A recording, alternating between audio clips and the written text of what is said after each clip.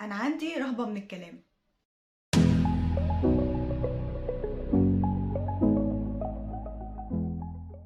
أهلا بيك.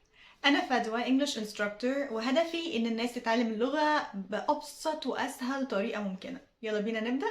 أكتر حاجة بتتقالي وأكتر حاجة بتعمل مشاكل عند الطلبة: أنا عندي رهبة من الكلام، بخاف أتكلم، ببقى عارف المعلومة والكلام في دماغي already، بس باجي أتكلم أتلخبط. هل دي مشكلتك لوحدك؟ لا، دي مشكلة شعب. لو دي مشكلتك فانت محتاج تسمعني دلوقتي وتجرب اللي هقولهولك، مش يمكن ينفع. خلينا الاول نعرف ليه اساسا ده بيحصل. ايه اللي بيبقى بيدور في المخ لما تكون مش عارف تتكلم؟ هقولك على 3 حاجات بتحصل بسبب الموضوع ده، وبعدين هنتكلم في الحلول بتاعتها. مستعد؟ اول سبب: عدم ثقة في المعرفة اللي عندك. كتير من الأحيان بيكون الطالب عنده حصيلة لغوية حلوة تمكنه من إنه يعرف يتكلم ويعبر في الموقف الفلاني ده، لكن هو مش بيكون عارف ده. يعني هو بيكون متخيل إن هو ما عندوش هذه الحصيلة اللغوية. فيبقى الشخص عنده خلفية كويسة جدا في اللغة، بس يجي يقولي أنا ضايع، أنا واقع، أنا بطيخة. تاني حاجة، ودي حاجة مهمة قوي: الخوف من الأحكام. ودي بتنقسم لحاجتين: احكامك على نفسك او حكمك على نفسك، وبعدين الاحكام اللي بتيجي من المجتمع. بمعنى ايه حكمي على نفسي؟ بمعنى ايه؟ بمعنى انه انا ازاي وصلت للسن ده ومش عارف اتكلم. كتير من الطلبه بيقولوا لي كده. مره ستودنت قالت لي كده حرفيا: انت اصغر مني وبتتكلمي بطلاقه، يبقى انا فيها مشكله. اوكي، يعني هي شايفه ان هي فيها مشكله، بس الحقيقه انه انا بتكلم بطلاقه عشان ده شغلي يمكن عشان ده مجالي يمكن كل حد ليه ظروف مختلفة عن التاني. هي مثلا بترسم كويس قوي، يعني هي كانت فنانة، انا كنت بحب قوي الشغل بتاعها، صح؟ ف احيانا بتحط انت نفسك في سجن من الاحكام: انا المفروض في السن ده اكون وصلت لكذا كذا كذا، والا انا فاشل من وجهة نظر نفسي. فايا كان نوع حكمك على نفسك، انت محتاج تبدا تتعامل معاه. يعني من الحاجات اللي هتساعدنا جدا في حياتنا وفي تعلم اي حاجه وفي حياتنا عموما، ان احنا نكون ماشيين خفاف كده في الحياه، ان احنا نقلل احكام على نفسنا او ما نحكمش على نفسنا. اللي انا بقوله انا عارفه ان هو مش سهل اللي انا بقوله انا عارفه ان هو مش سهل. انا نفسي عماله اتعلمه كل شويه، وعماله اكتشف فيه كل شويه، ولكن لما بتنجح في الموضوع ده بتكون اخف، بتكون ماشي مبسوط اكتر في حياتك generally، وespecially في اي حاجه بتتعلمها. فعادي، خش انت داخل بتلعب. فمبدئيا انا هطلب منك ان انت تبص بس على الاحكام اللي انت حاكمها على نفسك، بص عليها. فبص لنفسك وشوف انا بحكم على نفسي بايه فيما يخص تعلم اللغه، وفيما يخص كل مجال في حياتك انت عايز تطور فيه.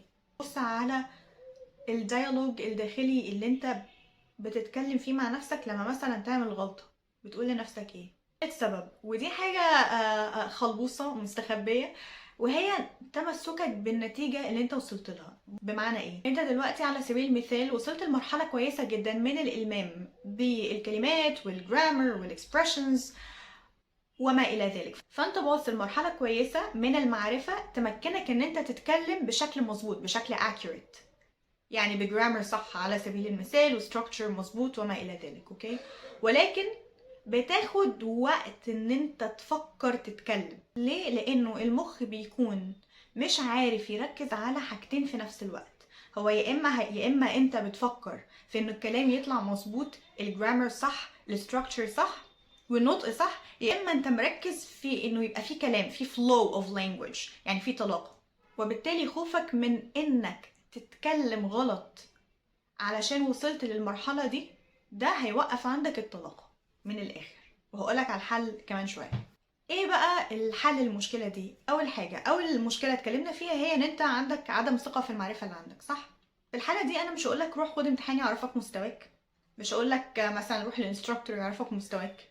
هقولك حاجة بسيطة جدا: ايا كان مستوى لغتك الحالي، استخدم اللي عندك في انك تعبر. ده محتاج شوية شجاعة، يعني زق نفسك في ان انت تعبر. امشي بشعار عك عك ربك يفك. لو فكرت في الموضوع هتلاقي ان انت مش خسران حاجة. لو انا دلوقتي ما بتكلمش خالص عشان انا عندي عدم ثقة في المعرفة اللي عندي، فان انا اتكلم اساسا دي خطوة لقدام. حتى لو هتكلم غلط، حتى لو هعك، فان انت تتكلم دي خطوة لقدام اساسا، فخدها. ليه لا؟ انا عندي كلمة في دماغي مش عارفة هي صح ولا غلط، اتكلم. لما تكون خايف تتكلم عشان انت متخيل ان ما عندكش لغة، انا عايزاك تكون فخور ان انت بتتكلم. فانا فخور ان انا رغم ان انا في الليفل ده انا بتكلم وبعبر. دي حاجه تبسطك مش حاجه تضايقك. اوكي، فعوق ربك يفك. تاني نقطه اتكلمنا فيها كانت الاحكام، سواء حكمك على نفسك او حكم المجتمع عليك. انا عايزه اقول لك العلاج للنقطه دي هي ان انت ما تخافش تعق قدام حد. خاف من انك تفضل مستسلم للخوف فما تتقدمش ولا خطوه لقدام. انت فاهم قصدي؟ يعني تخيل ان انت قاعد خايف ان انا خايف اتكلم قدام حد فاغلط، او خايف ان انا ابان وحش في نظر نفسي، او ابان قليل في نظر نفسي، او فاشل في نظر نفسي. بصيت هتلاقي ان انت مميز في حاجات كتير قوي. ركز على مميزاتك وركز على حقيقه ان انت بتتعلم. فانا فخور ان انا بتعلم، انا فخور ان انا عندي الشجاعه ان انا اتعلم واغلط واقع واقوم واقع واقوم. زي ما بنقول في الجمله اللي انا معلقاها هنا على المكتب: quitters never win and winners never quit. معنى انه اللي بيستسلموا عمرهم ما بيفوزوا، واللي بيفوزوا عمرهم ما بيستسلموا. فانت لازم تكون من الناس اللي كل شويه انا بقوم وبقع بقوم وبقع عادي، مش متضايق من نفسي ان انا بقوم وبقع. بس بدل ما اشوف الجانب اللي انا شايفه مظلم، وهو مظلم من وجهه نظرك فقط باي ذا واي في الموضوع، ان انا وصلت مثلا للسن ده ومش بتكلم بطلاقه، لا، بص للجانب الكويس ان انا حتى في السن ده انا بتعلم، انا مرن، انا بحاول مره واتنين وتلاته واربعه وواخد الموضوع ببساطه. دي حاجات تكون فخور بيها. تاني حاجه، ما تخافش تتكلم قدام حد، ما تخافش من احكام الناس اللي حواليك لاكتر من سبب. اول حاجه لانه اي حد بيتكلم احسن منك هو كان في مرحله ما بيعك. زي بالظبط لما بيبي بيعرف يمشي يحكم على بيبي لسه ما اتعلمش يمشي. ايه الفكره؟ ما هو في يوم من الايام ما كانش بيعرف يمشي. فاي حد بيحكم عليك او على مستوى لغتك هو عنده مشكله. المشكله مش عندك، المشكله عنده. فهو خلاص عنده مشكله، ما تسقطهاش عليك. خلي يعني دي مشكلته بره عنك، ما تاخدهاش بشكل شخصي. تمام؟ فنمبر 1، انا عارف انه اي حد هيحكم او هيتريق او اي حاجه من الحاجات دي مشكلته. ده مش هيعيق عمليه التعلم بتاعتي. تاني حاجه، بدل ما تخاف من نظره الناس ليك او احكام الناس عليك، خاف ان انت تفضل مستسلم فتفضل واقف في مكانك. يعني ده اعتقد وضع اسوأ بكتير جدا. كونك بتقوم تقف وتتكلم وتغلط قدام زمايلك، دي قمة الشجاعة. دي قمة الشجاعة يا جماعة. تمام؟ وفي ستودنت كانت عندي دايما بحب اذكرها لان انا بحبها جدا، كان اسمها سوسن. كان عندها 40 سنة حسب ما انا يعني فاهمة او متذكرة، وكانت جاية معايا في اول ليفل، وكان بتعيد، يعني هو اول ليفل وبتعيده. تمام؟ بس كانت شخص منشكح، وكان عندها شجاعة مش طبيعية. اللي هو الناس حواليها او بقية زمايلها مثلا في الجامعة او معاهم شغل او اصغر منها بكتير، تمام، واشطر منها، وهي بتطلع بكل ثقة بكل جرأة تقف على البورد وتعمل برزنتيشن مفيش جملة صح اتقالت. هي اجتهدت وذاكرت وعرفت توصل للمستوى ده وهي مبسوطة وفخورة بنفسها. فأقل من 3 شهور سوسن تجيلي تاني. بعد 3 شهور تقريبا سوسن تجيلي تاني، وفي اول سيشن ما بينا تقوم تقف على البورد تعمل برزنتيشن بتنس، اللي هو past simple، اللي هو ناس كتير جدا بتعاني وهي بتعمل برزنتيشن فيه، من غير ولا غلطة. تقف اول سيشن تعمل برزنتيشن كامل بطلاقة من غير ولا غلطة. من غير ولا غلطة في التنس ده طبعا، يعني لانه طبعا البروسيس بتاخد اكتر شوية من 3 شهور في معظم الوقت. وبالتالي اللي خلاها توصل للمستوى ده هو انها ما كانش فارق معاها. مش فارق معاها انا هقوم واقف اغلط، ما اصغر مني ولا ما يفرقش معاها.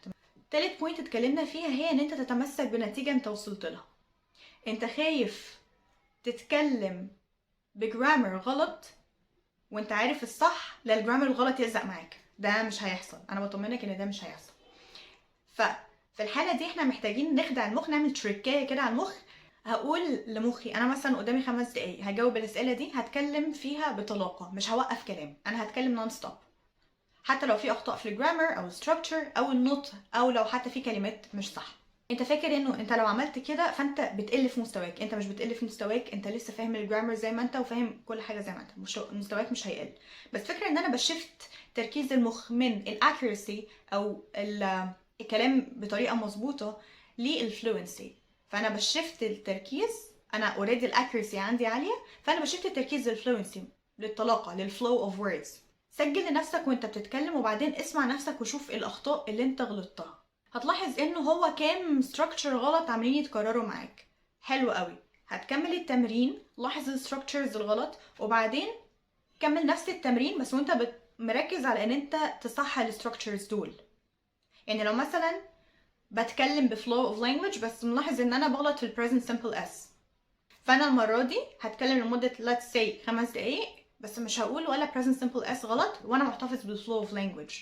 ففي الحاله دي انت بتشفت تركيز مخك على الطلاقه، وبعدين الاكيورسي اللي هي موجوده اوريدي عندك بتبدا شويه شويه. يعني انت بتبدا كده بالطريقه دي تخلي مخك مركز على two parallel lines، على الاكيورسي والفلوينسي at the same time. فدي حلها باختصار، ان انت ما تخافش وتدي لنفسك براح ان انت تغلط وتعك شويه، وانت عارف ان انت اوريدي المعلومه في دماغك مش هتروح في اي حته. بكده نبقى وصلنا لنهايه الفيديو. اتمنى تكون استفدت. من فضلك دلوقتي النهارده طبق الخطوات دي والبروجرس بتاعك هيبقى عامل ازاي. That's it. اشوفك الفيديو اللي جاي.